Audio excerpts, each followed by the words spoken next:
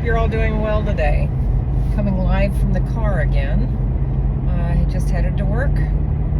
And yeah, I hope everybody's doing well. Still snowing here in Alaska. Go figure. I don't know what I was thinking. I'm born and raised, and every year I think that spring is here. I get my tires changed, and right as rain, it snows almost every time. So rolling on summer tires, taking it slow, doing the best I can here. Hope everybody had a great weekend. Hope everybody's ready for the week.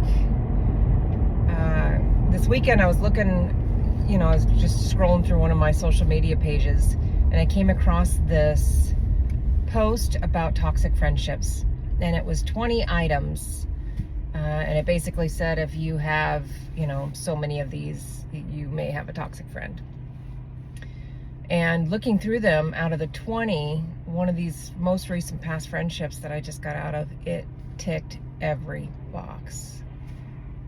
And instead of being critical of her or critical of the friendship or anything of that, I was really critical of myself. Because at my age, I was really shocked that I missed all those red flags. I think when you're in the moment of something, you feel like it's going to get better, or your presence in their life is maybe enough of a positive experience that maybe things will change. And it just didn't. It just got worse. It just got worse. So about a year and a half of being there for that person, helping them every time they asked, and not getting much in return from them, it finally hit a breaking point when something was said about my family, which I just don't, everybody's got a line in the sand. This person meant a lot to me, and it was hard to leave the friendship, but it was a necessary move. And she was leaving state, so it all worked out really. But I really beat myself up for missing 20 red flags, 20 of them. This list had 20 things on it.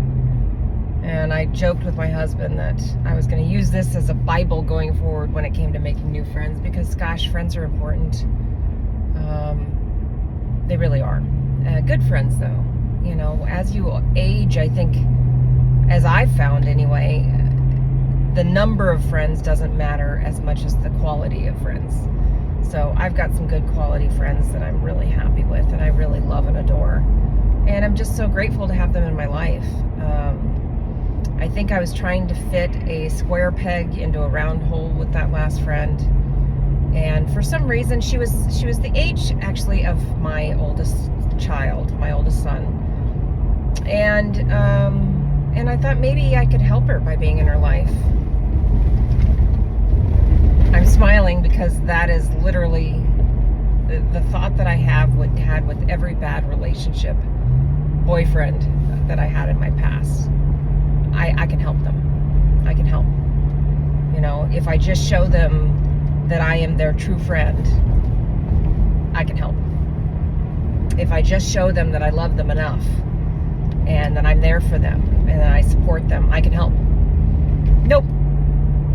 I've never found that to be the case in the end. I've always found that I get burned in the end in those relationships. I don't think we need to help people or try to change people or anything along those lines. I think all we can do is be there, and if it doesn't fit and something feels off, skedaddle, because you can lead a horse to water, and you can't change a person. You can't change their personality, you can't change who they are, and you can't change their upbringing.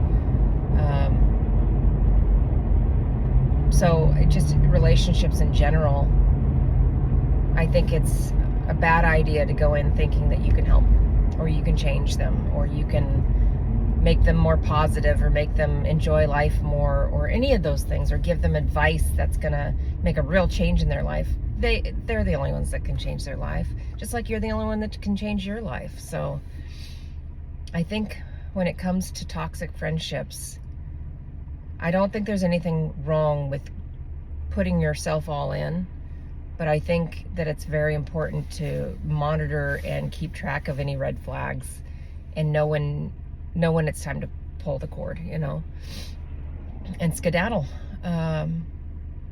It's amazing the toxicity that it can bring into your own life. I was bringing home toxicity. I was being kind of not even forced. I'm just kind of, I'm a go with the flow person. So anytime somebody wants to do something, I generally agree unless I got something going. But I was giving up a lot of weekends away from my family, and for what? For nothing. For nothing, Turns out the friendship was extremely superficial, and it was a year and a half of effort for nothing. But that's okay. It really was a learning experience. And I wish that person absolutely zero negative things to happen in their life. I really hope that they're able to move on and grow emotionally, mentally, psychologically, in their own relationships. I hope she can be happy. I hope she finds happiness. I really do. I genuinely do not wish her any ill will whatsoever.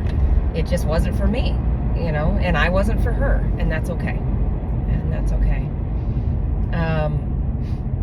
With friendships like that, unfortunately, there's no real love lost, and the hardest part of moving on was deleting most of the pictures from my photo array, because we spent a lot of time together. Kept some, but I didn't have any need to have all of the ones that I had, so that was probably the most time that I had to put into breaking the friendship, which says something of its own, doesn't it? Anyway, I guess this post is kind of about toxic friendships and knowing when to pull the cord, knowing the red flags. Ultimately, for me, the engagements and experiences with her and the time with her went from positive to negative. There was never any positive talk. There was never any happy talk. It was all negative. And the enjoyment left, the enjoyment left the friendship. It wasn't enjoyable to spend time with her anymore. And I think she probably felt the same about me. And that's, again, A-okay, that's okay. I think if you split from a friendship and you feel a lot of pain from that split, that's a good indicator that it was probably, a decent friendship at one point. This particular one, I felt no pain. So I don't think this really was. I think it was a friendship of opportunity, really. We spent a lot of time together. We worked together. That's it. So, c'est la vie, I suppose, right? Anyway, watch out for the red flags.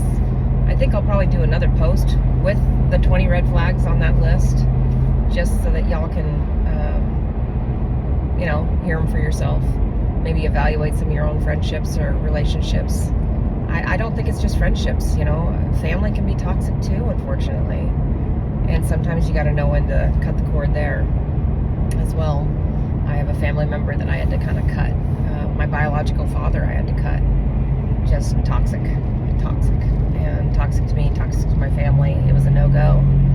So it's important to know who is healthy in your life and who gets the opportunity to stay in your life. And be picky. Be picky. All right, everybody. I hope you're having a wonderful day. I hope you have a wonderful week. And I hope you like, share, subscribe, comment, engage with us, send emails. If you have a video that you want to post yourself that you think could help other people feel maybe not so alone, send it to us. We'll be happy to get that up for you. Anyway, hit the like button, hit the subscribe button. We love doing these posts for all of you. Have a wonderful day. Bye now. Hi everybody. This is just the follow-up to the last post that I did this morning about how to spot toxic people in your life. This is the list. I thought I'd read it off to you guys and just kind of go over some of the moments in my life that kind of match some of these things. Again, like I said, when it comes to making friends, I think this will probably be my Bible going forward. I will be a lot more cognizant of red flags, just because I've wasted a lot of time on toxic relationships in my life, right down to family members, like I said before. And I think there's an importance to having like a guideline that you can follow, almost, to help you stay in check with decent friends, and make sure you're not wasting your time, you know? So let's get to it. Number one, they constantly criticize you. You know, I feel like that's kind of a reflection of another person. Oftentimes they're deflecting or putting feelings that they have about themselves onto you, and those just aren't yours to own. They can keep those. So that's definitely a toxic trait. Number two, they drain your energy. Yeah, any toxic relationship, you'll feel exhausted, and spending time with them just won't be as fun, because you're just drained by the negativity. Number three, they never apologize. They're always right. They can do no wrong. And even if they are confronted with facts that show that they are wrong, they're still right. Not a good quality. Number four, they manipulate situations. Yep, that kind of goes along with never apologizing a little bit. Also goes along with number six, they lie often. Number five, they guilt trip you. This one's kind of a trigger for me. I really don't like it when people try to guilt trip me into something. If I say no, that I can't do something, and somebody tries to guilt me into it, I mean, I've caved a few times, and I just kick myself for it. I really don't like when people try and guilt trip me. It's something that I grew up with a little bit, and it's just not a fun one. Number six, they lie often. I mentioned that one already. Yep, I can't deal with liars either. That's a hard one for me. Number seven, they are always negative. This one got me with this last friendship I was talking about that was that had to be kind of terminated. Always negative. There was never anything positive. It was always negative. And it's easy to kind of get into that spiral of everything's bad, everything's negative. I felt myself in the end like making up problems in my life, or problems with my relationship, to try and relate, where I just didn't have any. I didn't, you know, I've got a good relationship, and my life is pretty positive. We all have our negative moments, but at that time in my life, I was doing pretty well, and I found myself trying to find negative things to bring into our conversations, because the conversations were always negative. And that is just draining, exhausting. Number eight, they gossip about other people. That's another one that happened frequently. I think that's another one that's kind of the deflecting as well, where they would talk about other people, even if the other person had the same issues that they had. Instead of saying, I'm dealing with these issues, it's, oh, look at, you know, Sally over there dealing with those issues. Not a good trait. Not a good trait. Number nine, they never support your success. I experienced this one quite a bit. Any little good thing that would happen in my life, I did not have a cheerleader on. And that was hard, you know. It's important as a friend to not just be there in the low times, but to be there in the high times too. You know, if something good happens to one of my friends, I will be in your corner cheering you on and just so happy for you. And I think that's an important quality as a good friend, to be happy for your friends.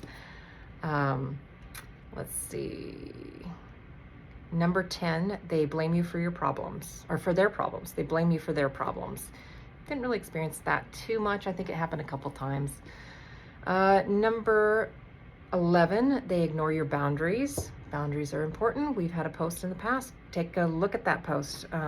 It's kind of a longer one, but if you have a minute, take a look at that post about boundaries. Boundaries are so important, and it's important that your friends, family, and loved ones support your boundaries and respect your boundaries. So that was a big one. They play the victim. Number 12, they play the victim. Oh, that drives me nuts. That drives me nuts when people play the victim. People, we are the victim of our own actions, you know, and we're also responsible for our own actions. So playing the victim, that one always makes my stomach turn a bit. 13, they create unnecessary drama. We've talked about drama. The older we get, we don't want any drama. So drama, whenever I see drama, I just want to run the other way. No, thank you. Number 14, they make you feel small. Nobody should ever make you feel small, stupid, undeserving, unintelligent. You know, that did happen in that past relationship. I would say something and they'd make me feel small. I've never shared before with anybody, but I used to be quite heavy. I've lost quite a bit of weight. And I had a photograph of me at my largest, and I was showing my coworkers and friends here at the office. And that person said to me, "Why are you showing everybody that?" with disgust. And that really hurt my feelings. I was proud of my journey. I was proud of my success. And I was made to feel small for it and for sharing that photograph. I don't feel small for that. You know, it was an attempt to make me feel small, I guess I should say. So don't let anybody ever make you feel small or stupid or silly for something that you say or do. If you're comfortable with it, that's all that matters. That's all that matters. 15, they only talk about themselves. Yeah, that one gets old quick, doesn't it? I mean, I have no problem with somebody venting or draining their week on me. Absolutely. Emotional download. Do it. I'm here for you.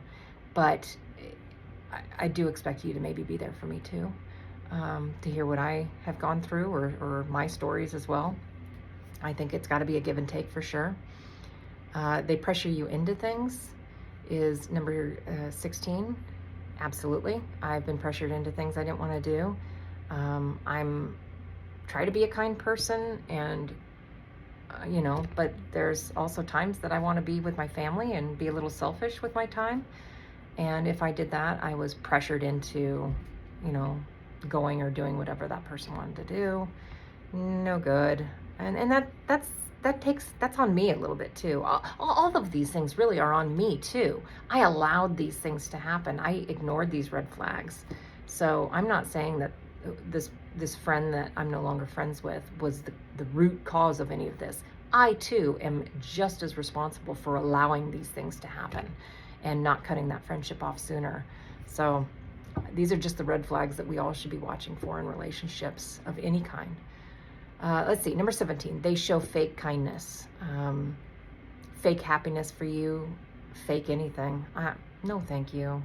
I want genuine, real self. That's what I want from you. Your genuine, real self, your genuine, real thoughts. I don't like fakeness. I don't think any of us do. Number 18, they compete instead of celebrating. That was a big one. That was a big one. One of the stories that I can think of off the top of my head is I bought a new vehicle last year. This person went with me to purchase the vehicle. I was so excited. I was so excited. I've been thinking about it for a long time, and we had been talking about buying new vehicles together. She was also looking into a different vehicle, and so I decided to go ahead and just pull the trigger and do it. I took her with me to the dealership. I was so excited, and she, in the middle of it, said, "I'm jealous that you're getting a new vehicle," which then made me feel guilty. Why? Why would I feel guilty? Then the next day or a couple days after I got the vehicle, I was told, "I feel like you're copying me." Why? Because I bought a four-wheel drive vehicle in Alaska. You know, it wasn't the same type of vehicle she had or was purchasing. It had nothing to do with her. So that also made me feel small. Made me feel small. Made me feel like she was competing instead of celebrating my happiness or my excitement. That moment was squashed for me, and that kind of sucked. Number 19, they don't respect your time. Now, that's a big one. Your time is valuable. We've only got one life to live, so our time is definitely valuable. And number 20, they make you doubt yourself. I'm bringing up this last relationship that went sour because it's the freshest, I think. I've had many friendships over the years stale or just, you know, I've outgrown the person, they've outgrown me, whatever the case. So I keep referring back to this last one because it's the most recent, I think.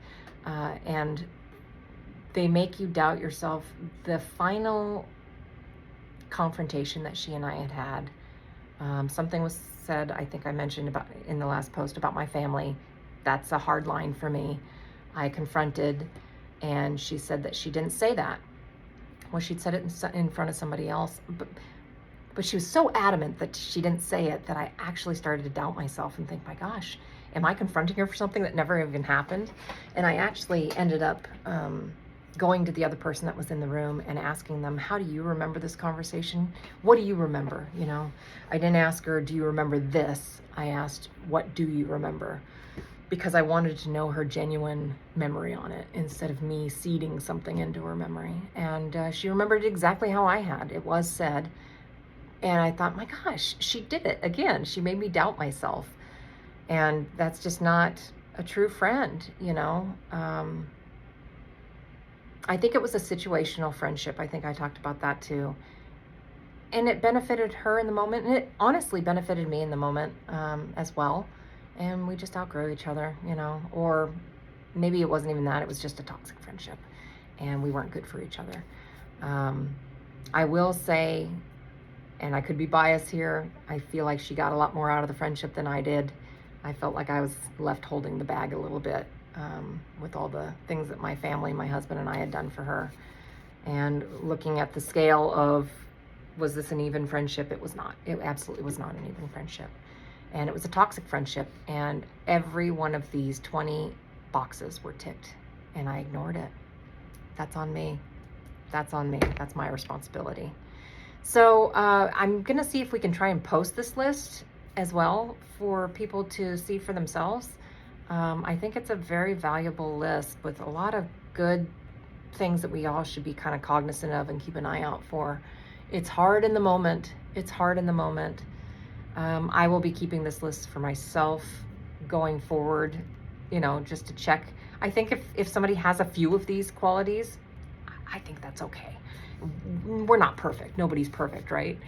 But if you've got a lot of these qualities and you're feeling like you're just not getting enjoyment out of a friendship anymore, and that it's becoming more work than it is pleasure, it might be time to reevaluate. You're valuable. You're all valuable. We're all valuable. And our time and our friendship and being in our lives and being in other people's lives, these are all valuable things. And we need to take them seriously, you know? Don't stay in a relationship that doesn't feel good. I think that's the gist of it all. Don't stay in a relationship that doesn't feel good, right? Right, yeah. Anyway, I hope you all get something out of this. Like, share, subscribe, comment, email us if you have a video that you think could be beneficial for other people to see, or a story that you want to tell that might be beneficial for others so that they don't feel so alone. Oh gosh, share, share, share. We would love to hear from you. All right, everybody, I hope you're having an amazing week. Also, it is St. Patrick's Day today. So happy St. Patrick's Day. I love you all. Have a great day. Bye.